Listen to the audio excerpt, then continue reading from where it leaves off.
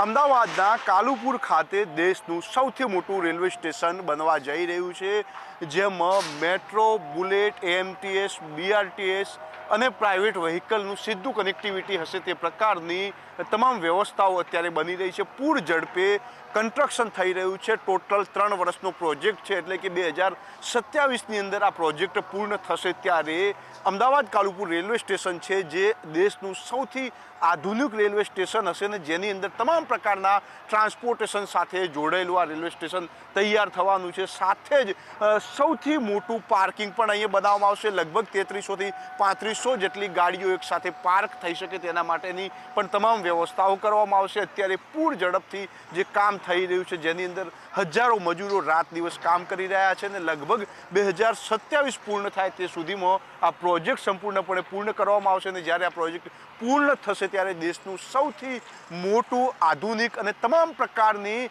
Local transportation સાથે જોડાયેલું સૌથી ભવ્ય રેલવે સ્ટેશન હશે. કેમેરામેન ઉપેન્દ્ર ત્રિવેદી સાથે જયંતિ ચૌધરી, સંદેશ ન્યૂઝ, અમદાવાદ.